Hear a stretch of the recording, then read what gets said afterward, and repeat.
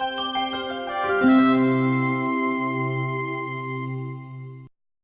everyone, welcome to our live session, and we have Miss Saru with us, and we'll be covering a lot of questions for you. So yeah, let's introduce ourselves and start the session. Hello everyone, I'm Saru Jindal. I'm the Education Team Leader at Aussie's Group Melbourne CBD office, and I'm with my colleague Himanshu. So he'll introduce himself. Sure. And I'm Himanshu. I am working here as an education consultant.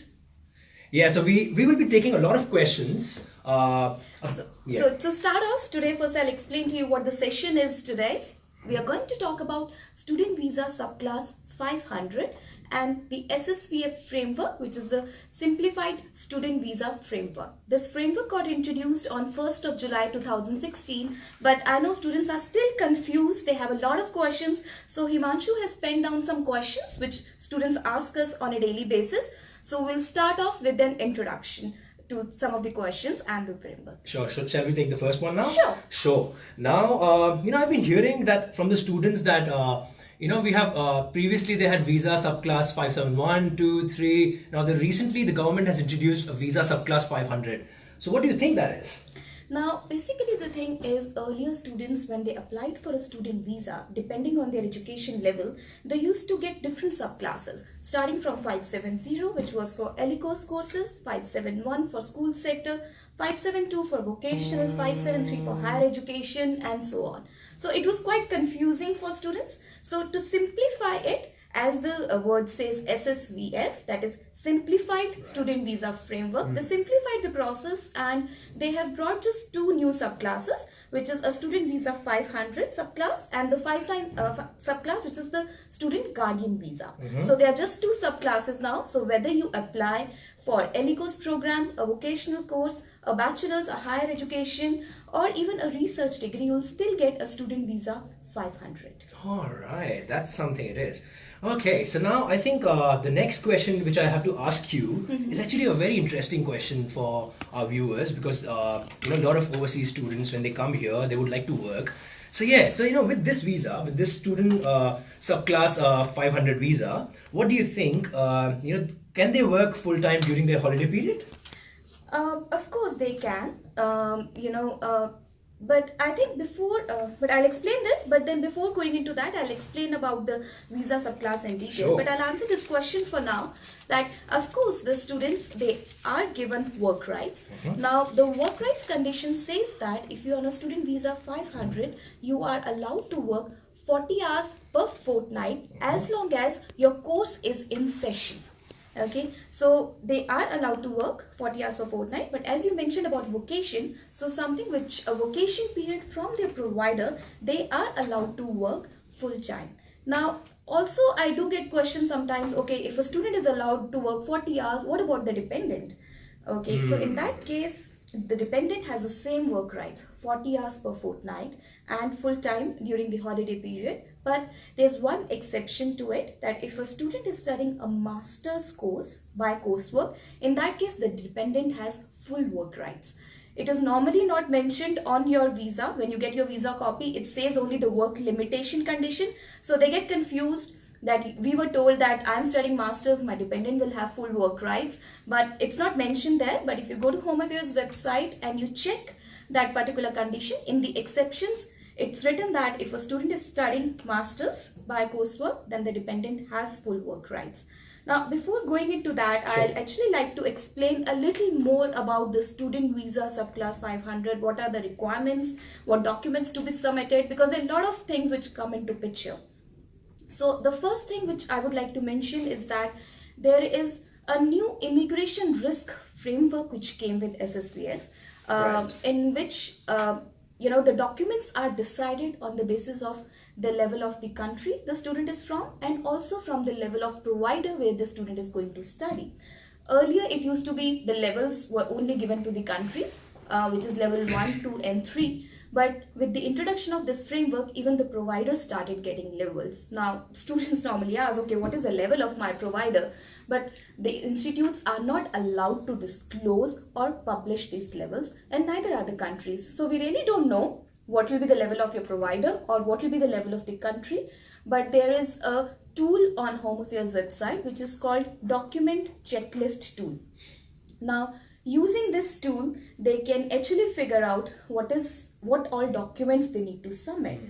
Now, for example, I'll just give you an example that, say for example, a country A is a level 2 provider and the student is going to study with a provider, is a level 2 country and the provider is also level 2. In that case, the application becomes streamlined and the student does not have to provide evidence for finances and English. Okay.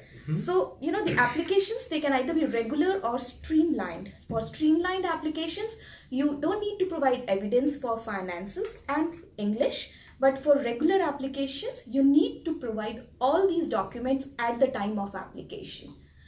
Sure. I mean, that's good that you've taken all what exactly the subclass is, what are the key requirements, work experience sometimes. Exactly. Just adding to that one more thing, because Sure. I do get students sometimes where they say that, oh, my friend was not asked to submit funds, why am I being asked, Yeah, so they're that like, comes because they sometimes. don't know about this criteria, Yeah, that true. it is a different application, it's a different provider where you are studying and it's a different provider where your friend is studying. So at the time of application, you need to submit the funds if it comes as a requirement in the document checklist tool. But also the case that if it does not come as a requirement, you have to still declare that you have the funds available, and after the case is allotted to a case officer, they have the authority to come back and still ask for evidence. It's a very rare scenario, but then if the case officer feels, they have full authority to come and ask for evidence of funds or even English. But at the time of application, you just declare if it comes into streamlined application. That's some good thorough research I can say behind that. Perfect. Thank you so much for answering those questions. And when it comes to the dependent, because I've heard you're mentioning dependents, dependent visa as well, other dependents. So what do you think? Which family members are eligible as dependents? Okay. Now, when it comes to dependents, the only dependents which are considered is your spouse, that is your better half, or your children. I sometimes get students ask that, can I include my sister or my brother as a dependent? No. Only your spouse and your child can be included as a dependent. But your other family members cannot be included in your visa application. Now, there's only one scenario where the student is under 18 years old, is a minor. In that case, obviously, the student needs to have some accommodation options, So, either the student can arrange a homestay in Australia, can nominate a relative, to take care of him, or can get a guardian from back home. So, in that case, one of the parents of the student can accompany the student as a guardian, but then they have to apply for the student guardian visa separately.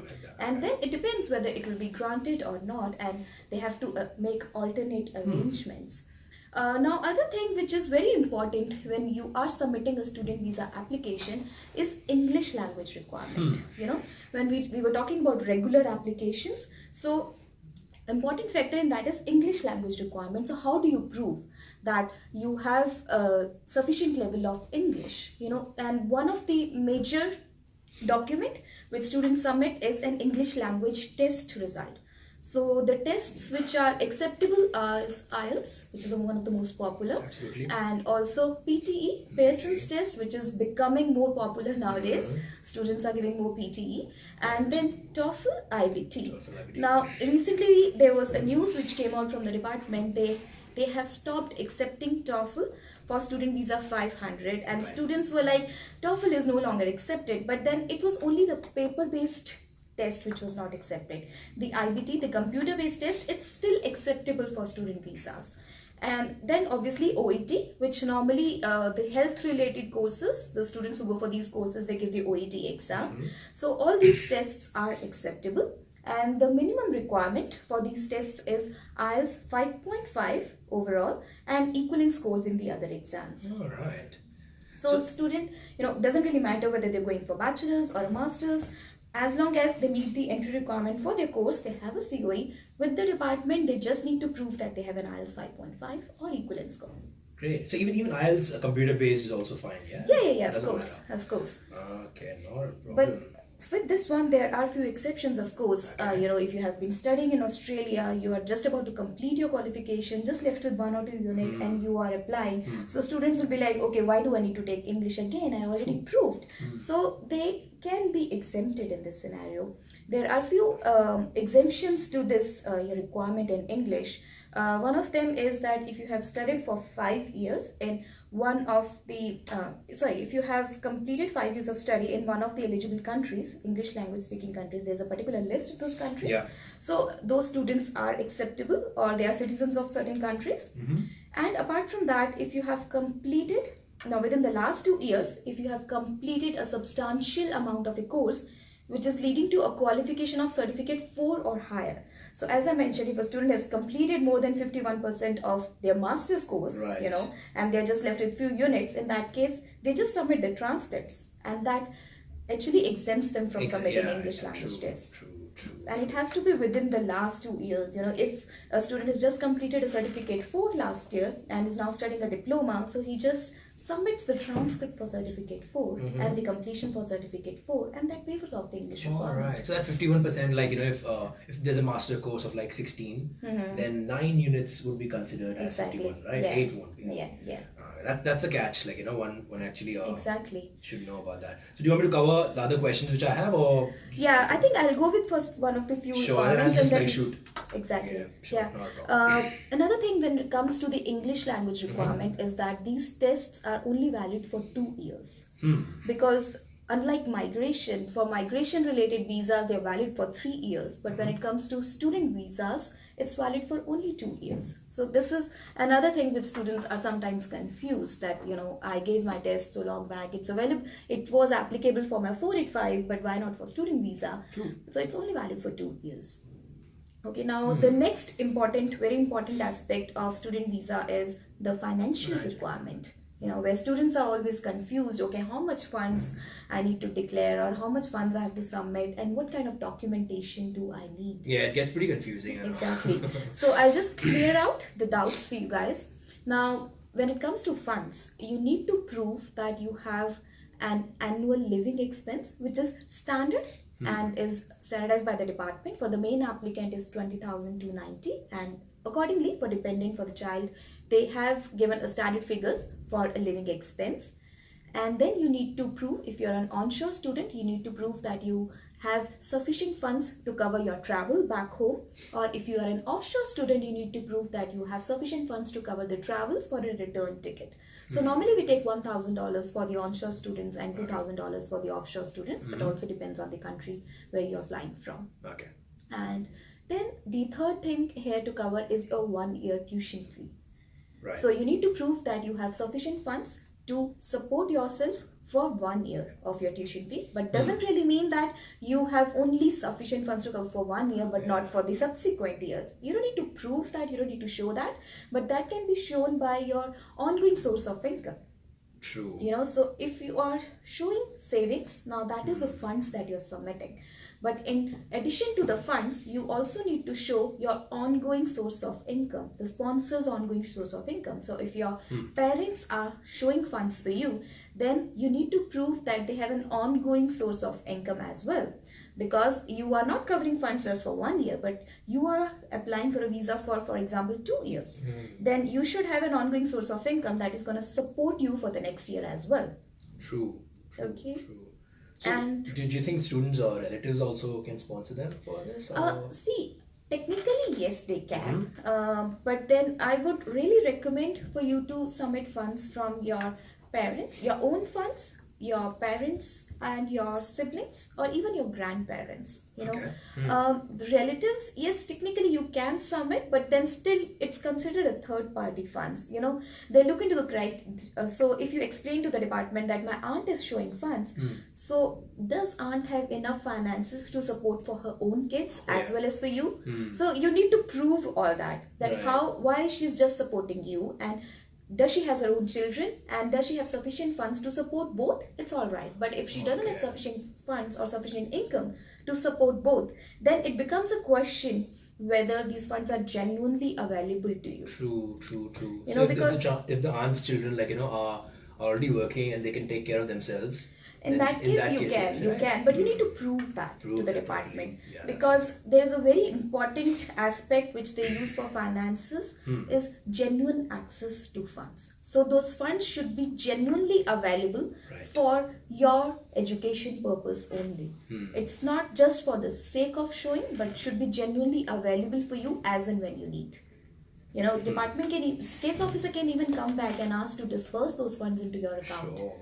So you should have those funds genuinely available. Yeah, so it looks pretty straightforward. But Exactly. it's not like that, yeah. Exactly. Sure. So that's the basic thing regarding funds. Now, Sure. the last and the most important aspect Yeah. of a student visa is GTE. Now, many students are like, okay, what is this GTE? Is it like PTE? I hope it was. But then GTE stands for Genuine Temporary Entrant Criteria. Yeah. And there are number of factors, number of pointers including in this GTE. Now, the most important is where you have to submit a GTE statement Right. to the department while you are putting your application. Now, earlier when you used to apply for a student visa 572, 573, GTE was an aspect, but then it was not compulsory for you to submit that statement with every application. If the case officer had questions, they would come back and they would list down those questions in the checklist and they would ask, okay, please explain this. But now you have to explain. It's actually a very good thing where students are given that platform to explain why presenting they are the going. case. Exactly. So there is, the case officer has a clear understanding of what the student scenario is and why is he applying for this visa. So you have a fair chance to explain well in advance that this is what my scenario is, this is why I'm applying for this student visa, and this is why I want to go for this course and everything. So you get to prepare a statement, and along with that statement you can always submit relevant documents. So if you're submitting a statement, you're saying that I have this much funds available, but you don't want to show, so you can show your financial condition by explaining in the statement, and you can always submit additional documents even if it's not required. To make your case stronger, you can always submit it. You can submit your experience documents. If you have any job offer from back home, you can submit that. So Strengthen your just case, to strengthen your case, just to explain right. in a much better sense. There's a high importance for this, having a good GT, right? Exactly, because GT is one of the major factors which can make a decision of the case positive or negative. So it's a very, very important document. You should make sure that you answer all the relevant pointers. So in the GT, you should explain what is your education background, why you're going for this particular course with this particular provider, what is the return on investment for this particular course, what are your family ties, what are your social and financial ties back home. So you need to explain all that well presented in a statement along with the relevant documents. All right. It's a very important thing actually, because your whole case is very much dependent on GT, So do keep that in mind. Make a note of it. That's right. Right. Now, the next, I actually wanted to address some concerns of the students when they are applying for student visas, or I would say some concerns of the department when the students are applying for student visa, because students sometimes, when they are onshore on a student visa, they don't know whether they are allowed to do these things, allowed to change courses. So that is something which comes as a concern when you're going for a student visa extension. So I would say the major concern right now is obviously when students are changing their courses onshore, right. And they do not know whether they are allowed to downgrade their course or whether they can change from one master's to another master's. As long as you make sure you are maintaining your AQF level of the course and you are not breaching any of your visa conditions, it should be fine. It shouldn't be a problem. But then, when you're changing from one course to another, you should make sure that you follow all the regulations when you're changing courses. And also, you do not do a lot of course, the kind of course that you're doing. So for example, you came here to do accounting, you shifted to IT, and then now you say that all of a sudden I want to do cookery, then obviously the case officer will have a concern that whether you are a genuine student or not, or you're just trying to extend your stay in Australia. So adverse course patterns is a very, very important factor which your case depends on it. True. And also, one of the other factor which I've seen is poor academic performance. For example, you came here to study a master's, which is a 2 years qualification. At the end of 2 years, you cleared only 2 or 3 units out of total 16 units. So definitely, the department would have a concern. Definitely. You have spent your 2 years in Australia and you have not cleared your course, but that too, you have not even cleared one semester. So they are going to question. So you need to explain that well. And in this case, what exactly is the most important thing? You just previously just covered. So see, in this important thing is how well you explain your reasons why you could not. So that depends exactly, and what sort of document evidence you have. Absolutely, for that. I was asking that. Yeah. So coming to the next point is repetition of courses. Okay. Mostly I've seen at diploma level, if student has done a diploma of business or a certificate 4 in business, and after doing a bachelor's they again go for the same kind of a course, then it becomes a problem. When you are repeating the same course with one provider and then doing it the same course with another provider and just trying to extend your stay in Australia, so it becomes questionable. Another important thing is your gaps. When you are studying a course and you have a very long gap in your study, and then you're going for the next course, so for 3 to 4 months you're not studying anything at all, then definitely that's questionable. How come you have that much gap in your studies? What were you doing onshore? As long as if you went back home and you've taken a leave of absence from your provider, you are going back to your country, it's all right as long as you have that in written. But then if you were onshore and moreover you were working, okay, and you said that you are sick, then obviously that's questionable. Yeah. Okay. Now, and any other questions? Sure. I still I think most of the questions you've already covered, and so a few questions which are already with me because I prepared this document for all of you. But before going into that, I would just like to mention the audience that if you have any questions, please put it in the comment section. After we are done with our questions, which we have on a regular basis, we'll definitely answer. Please put everything in the comment section. All the questions that you have, we'll try our level best to answer all of them into this session. Sure. If you are if you couldn't understand anything also, then we'll be happy to take that as well. Perfect. So now, so I actually had this question for the student visa again, but if someone is coming on a visitor visa to Australia, and so what do you think, how can he apply for the student visa, he or she? See, sometimes students, they come here on visitor visas, and after staying in Australia for a couple of months, they feel that they want to study in this country because of the good education structure, the good quality of international education that they have. They get good exposure in the country, and they may not find a relevant amount of course or the similar course in their own country, So in that case, they can definitely apply for a student visa onshore. But they need to make sure that their current visa, which is the visitor visa, it does not have a no further stay condition.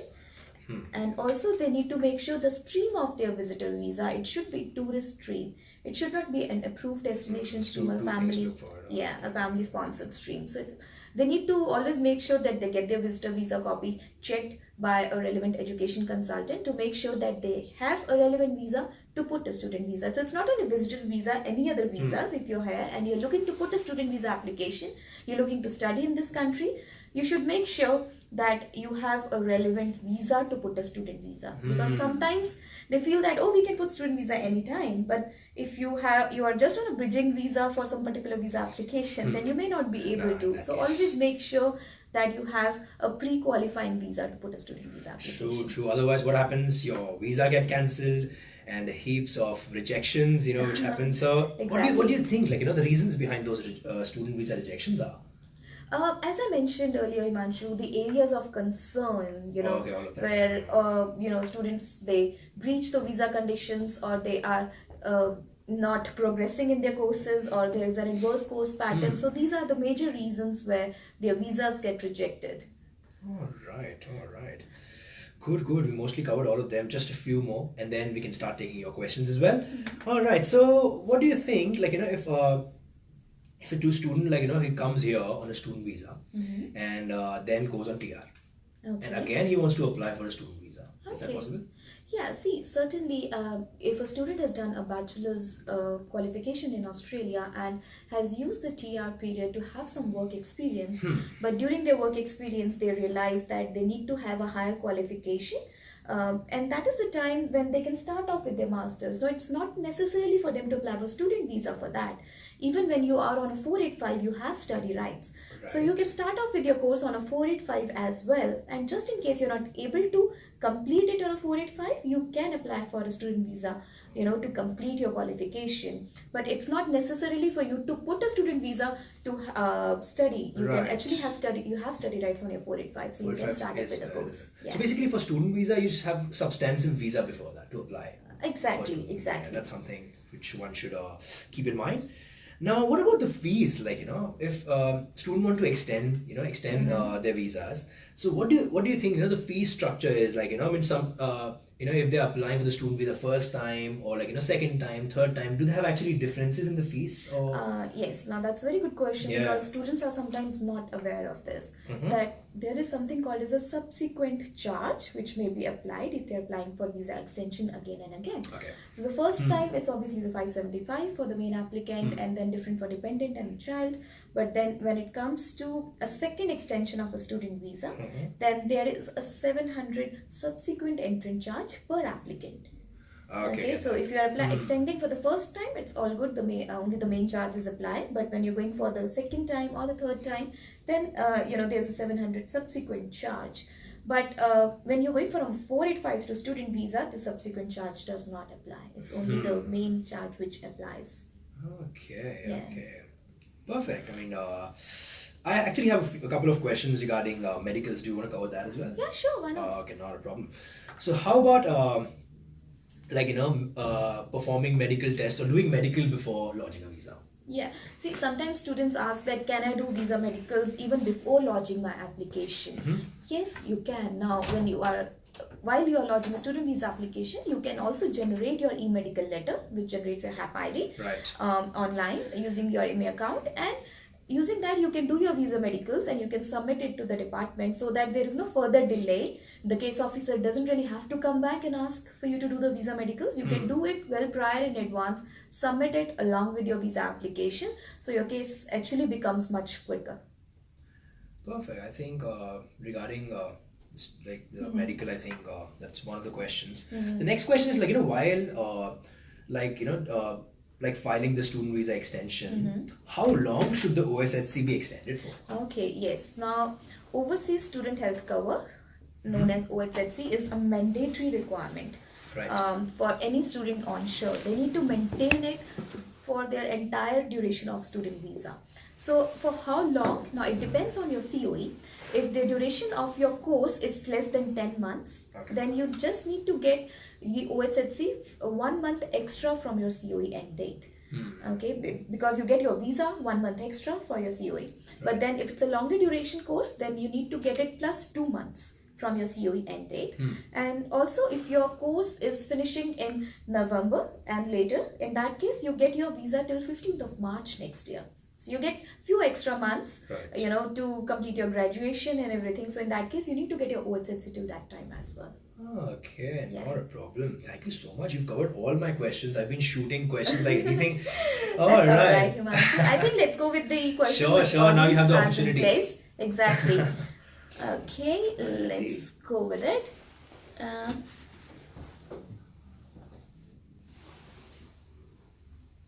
Okay, now the student Subhash, he has a question. I'm doing graduate diploma of business and MPA. Okay, I'm completing my graduate diploma this semester, but my visa will expire in 5 months and he'll be starting with his MPA after completing his graduate diploma. So will it affect my visa extension? It's a very good question, Subhash, but then it totally depends on what is your background, what course did you come here to study, because if you're studying a graduate diploma plus MPA but your visa is expiring in 5 months, that means definitely either you came here to do some other course and then change to this program, or you have failed your few units and you're repeating and you have not been able to complete it. So depending on that scenario, we need to have your complete background, and only then we can suggest whether it's going to affect your visa extension or not. But then still I would like to say that as long as you explain well in your GTE statement that why you're going for this extension, your entire case history and your return on investment on your course, so in that case it shouldn't be a problem. Just that how well you explain in the GTE So much statement. based on GT, right? Exactly. I covered that. I was actually highlighting that previously also. Okay. I'll just refresh this to make sure that we have all the questions here. Yeah, but what about the live? Okay, it's working. Yeah, of course. Okay.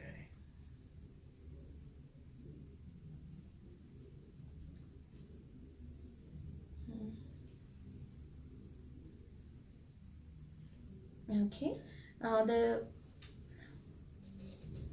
Now the student Ajay Mehra, he has a question, which is, if someone is studying 12th in India and wants to apply for a diploma while on a tourist visa, is it possible? Now, Ajay, again, as I mentioned, that if a student is here on a visitor visa and the student has completed year 12 in India, in that case, it depends what diploma you're choosing for and how is this diploma course related to the studies that you've done in year 12. Though year 12 is just a basic schooling, but then it also depends what specialization you have. Like I know in India, you have various streams like medical, non-medical, commerce or arts, and then the diploma course which you are choosing, is it related to your background and how it is going to help you land up a good career back in India. So it's all, again, I would say, depending on the GT as you mentioned, but then definitely the student can go for it, but then we need to check the visitor visa copy with regarding the two conditions that I mentioned as well. If those conditions are all good, he is eligible to apply for a student visa. Yeah. Okay. Now Mahesh Pereira, he has a question. Can we show funds for ourselves? Definitely, Mahesh, the students can show funds for themselves as long as they have good savings back in their country and they are genuine savings which they have saved over the time. Because if you show recent funds, this is something actually I like to mention, that if you're showing some recent funds, in that case, you have to prove that where did those funds come from, what is the source of those funds.